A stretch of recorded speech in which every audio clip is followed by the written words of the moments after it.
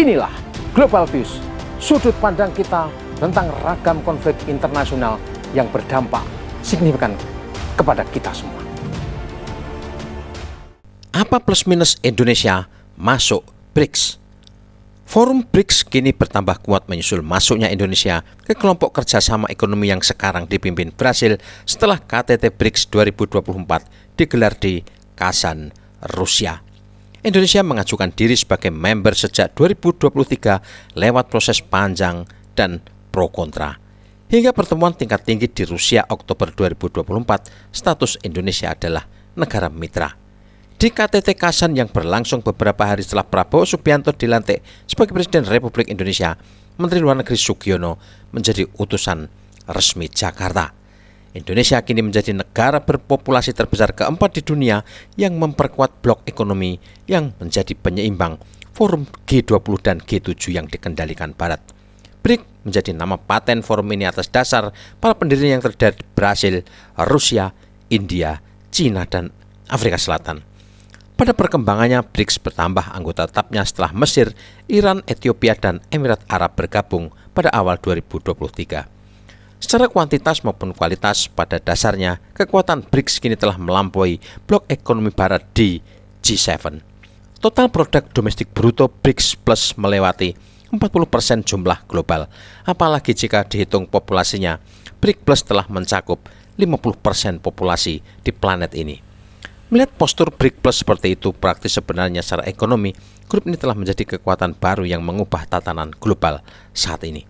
Dunia yang unipolar dan selama berkade dikendalikan oleh Barat dipimpin Amerika, kini telah bergeser ke multipolarisme yang adil dan saling menghormati. BRICS Plus kini menjadi pembangkit tenaga ekonomi dunia, termasuk produsen penting komoditas utama seperti minyak, manufaktur, gas, biji-bijian, daging, dan mineral. Tanaman primer utama dunia yang mewakili lebih dari setengah produksi pertanian global, masing-masing adalah tebu, jagung, beras, gandum, buah kelapa sawit, dan kentang. Brasil, India, dan Cina membentuk sekitar 2/3 produksi tebu global. Cina dan India juga memproduksi hampir 40% kentang dunia. Selain itu, Cina dan Brasil mewakili hampir 30% produksi jagung global. Cina dan India memproduksi lebih dari setengah beras dunia. Cina, India, dan Rusia memproduksi lebih dari 40% gandum dunia. Indonesia, Malaysia, dan Thailand menguasai 90% produksi buah kelapa sawit global.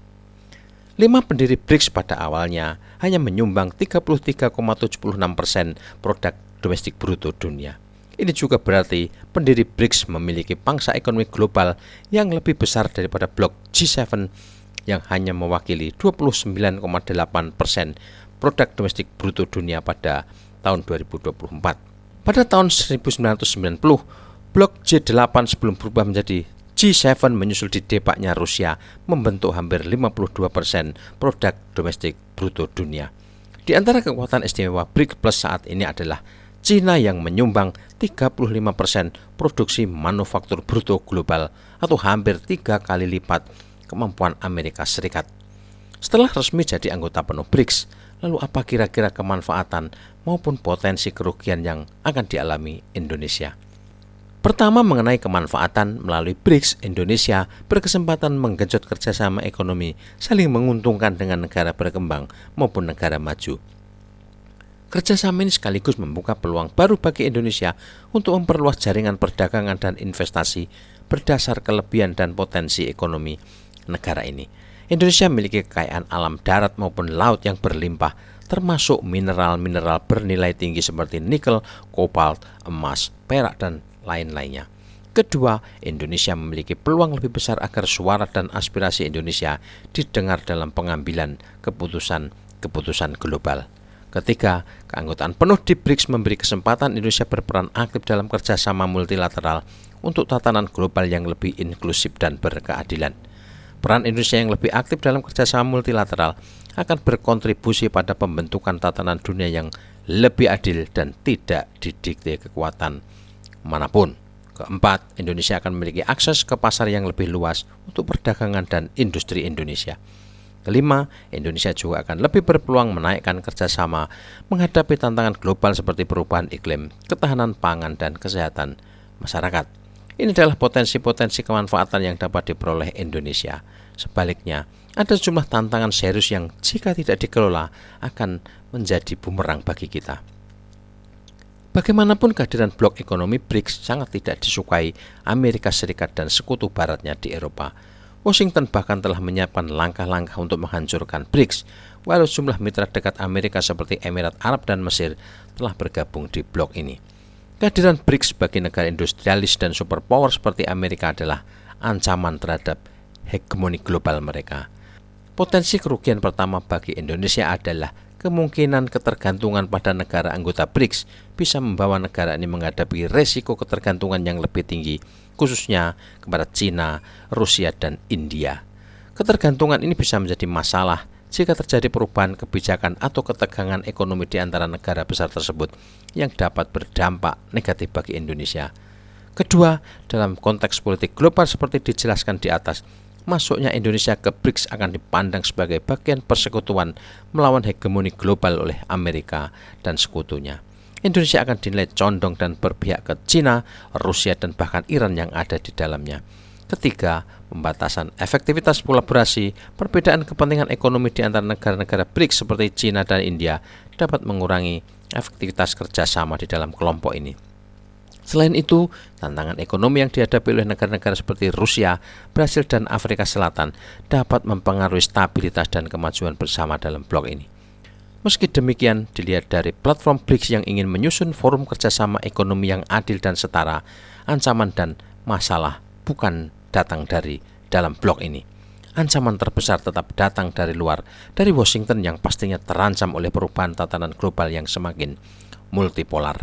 Ini bisa dilihat dari upaya tanpa henti rezim Washington, baik di tangan Demokrat maupun Republik yang menjadikan China, Rusia, dan Iran sebagai ancaman mereka.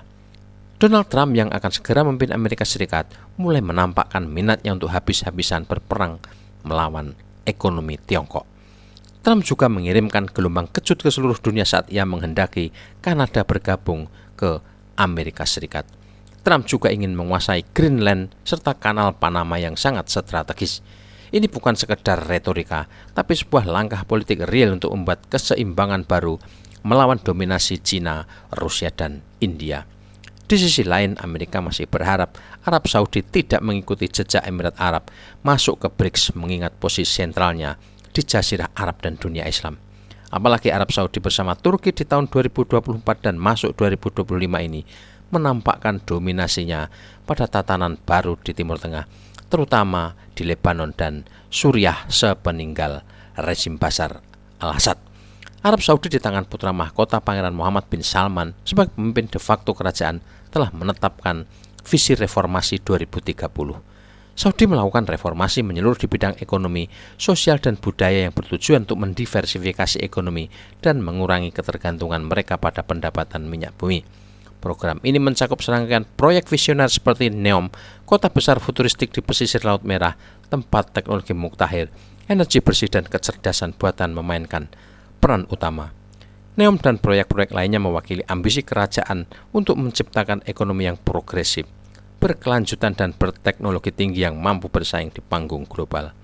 Perekonomian Arab Saudi tetap menjadi salah satu yang terkuat di kawasan ini, didukung oleh sumber daya alam yang melimpah, khususnya minyak bumi. Negara ini juga berkembang pesat di berbagai sektor lain, termasuk keuangan, pariwisata, logistik, dan teknologi informasi. Arab Saudi memang telah mengambil langkah penting memenuhi undangan BRICS yang artinya Riyadh pun ingin ikut serta mewujudkan tatanan multilateralisme. Tapi hingga saat ini, Arab Saudi belum membuat keputusan apapun, kemungkinan karena pertimbangan geopolitik mengingat hubungan dekatnya dengan Washington. Tribuners, sulit untuk tidak mengakui kehadiran BRICS adalah ancaman nyata terhadap hegemoni global yang dipimpin Amerika Serikat. Negara adidaya itu berikut sekutu-sekutunya di Eropa maupun Asia seperti Jepang, Korea Selatan, Singapura, Australia selama bertahun-tahun telah menikmati hasilnya. Oleh sebab itu, meski kini menguasai hampir 50% populasi dunia dan sekira 40% produk domestik bruto global, BRICS masih menghadapi tantangan tidak mudah. KTT BRICS Kasan Rusia Oktober 2024 memang telah menunjukkan gairah besar blok baru ini mewujudkan tatanan global yang multipolar. Pertemuan itu sekaligus menjawab kampanye masif Barat yang mengatakan Rusia dan Vladimir Putin terisolasi akibat perangnya di Ukraina. Indonesia hadir di Kasan dan sekaligus memperlihatkan pesannya dunia memang tidak boleh diatur segelintir kekuatan hegemonik yang punya watak memeras dan menindas.